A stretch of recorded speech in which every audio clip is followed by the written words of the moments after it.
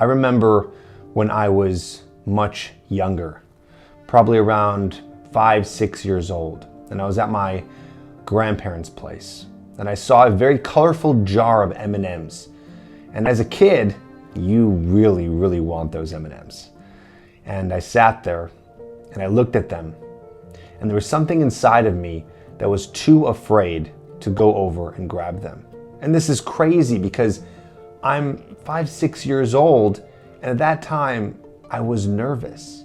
What 5 or 6 year old is nervous to go grab M&Ms? This was one of my first experiences with the fear of rejection.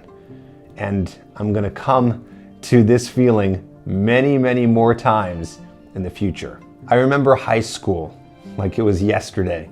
High school was a very interesting time for me. I remember that I had friends that were girls, and sure, they liked me as a friend, but I was always in the friend zone. I could never actually tell them how I felt. I could never let them know that I was interested in them. I was too afraid of rejection.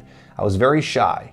Now, of course, I had friends when I was in high school, and I had buddies, and I was extroverted because I really liked to hang out with people. However, I was still very shy around anyone who I didn't know. It took me a long time to warm up to anybody. So while I had friends and while I had girls that were friends, it never amounted to anything.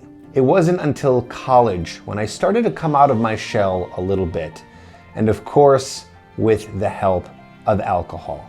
Alcohol is a lot of people's friend in college, right? Lots of drinking parties, lots of things going on.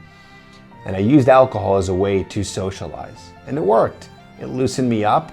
I was able to talk to more girls and even make more friends and have good times, but it still did not help me actually get over the fear of rejection, and it did not cure my shyness. I never actually took control. I never took the lead. I was always letting shyness take over. So now, where am I today? Well, today I am dating an amazing woman, and we've been in a relationship now for almost 2 years. In fact, we met when I was doing a YouTube video.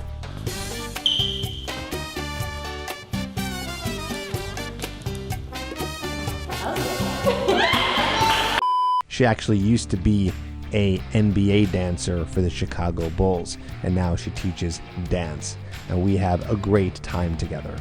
So why was I shy? That was the big question here, and the thing that I had to figure out. What was holding me back? And after many years of discovery, self-discovery, and talking to clients and talking to people like you and hearing from you, I learned that the reason why I was shy was because I was afraid of what people thought about me. And because I had low self-esteem. People that have low self-esteem, that don't feel good about who they are, they truly care about how others view them. If you liked and respected yourself, this wouldn't be a big problem because you wouldn't care what people thought about you. And here's the thing too, and what I'm coming to on this video, is that it's not just about that, but it's about your experience. The fact that you were unexperienced with talking to strangers, with talking to people that you don't know, with talking to beautiful women or the women that you're interested in, it's all because you don't have that experience. So what did I do? Well, I finally put myself out there and said, I'm going to get this handled. I'm going to get this fixed. So I did. But it took me a minute to get here. I had to bust through my shyness and go out and socialize and try to meet as many women and people as I could. And it became fun. Dated lots of women, had a lot of good times, and I can say that I really fulfilled a lot of my dreams. So how did I become the person who I am today? Well, I made a pledge to go out 3 to 5 times per week for 6 months, and I really kept to it. Every single week for 6 months. In fact, it even went longer than that because I was having such a good time seeing results because I was able to get over the fear of talking to women. So I was going out, having a good time, and yeah, I got rejected 90% of the time, but until then, I started getting rejected a lot less because I was putting myself out there. And what I did was I used a process called systematic desensitization, which I'm going to get to in just a second. So why do I think it's important for you to learn this? Well, here's the thing. If you don't learn this and if you don't implement this, then you're gonna stay being shy. Is that what you want? Do you want to stay in your comfort zone? Do you want to stay getting the same results with dating in women that you've always gotten? Or do you want to learn this process so you can be like me and everyone else that I've taught to do it? To be a guy who can be extroverted, maybe not internally, but at least act like it, and go out and socialize and make friends and have the dating life that you want. Maybe that's what you want. We're gonna teach you how to do that. Why don't we dive in for a second? All right, let's talk about systematic desensitization. What this is exposure therapy. So systematic desensitization is exactly what it says it is. It's a system to desensitize yourself to a fear. This is actually commonly used in CBT, which is cognitive behavioral therapy. It is used in therapy to help people get over their fears and anxieties. So right now, you're dealing with a fear and anxiety of going over and talking to a woman and getting rejected and getting more physical with the woman. So we need to desensitize you. So let me give you a little bit of an example. Let's imagine that you had a fear of spiders. Well, you have a fear of spiders. What's the best way to get over your fear of spiders? Not by throwing a spider on you, but by one at a time exposing you and desensitizing you to spiders. So for example, you might be in a room with a spider that's in a cage. And then the next step is you are in a room with the spider in a cage and you're closer to the cage. And the next step might be that the spider is crawling around outside of the cage and you're near it. And then next, the spider might be on your hand. And then next, maybe it's crawling up your arm, and so on and so forth. Of course, it may not be exactly like that, but this is the idea for you. You need to desensitize yourself to talking to women. So what you want to do is go out and slowly desensitize yourself by making small approaches. It doesn't have to be going right up to a woman and asking for her phone number. Maybe it's walking down the street and making eye contact with a stranger for 3 seconds and then continuing walking away. Maybe after that, it's going to be asking a stranger for directions somewhere. And then maybe it's asking a girl that you're attracted to for directions somewhere. And then maybe it's going up to an attractive woman and asking her opinion on something. And then maybe it's actually going up to a woman and just introducing yourself. So you see how you're slowly baby stepping your way to desensitizing yourself to this shyness. So what can you do right now? Well, the best way to be able to start this is to make it inevitable. When you make something inevitable, that means that you'll do it 100%. So how do you make sure that you make something inevitable and do it 100%? It's called accountability. The best way that I've ever found to make sure that you do something is accountability. Getting held accountable for what you're going to do and what you want to progress on. So here's what you do. Talk to a friend.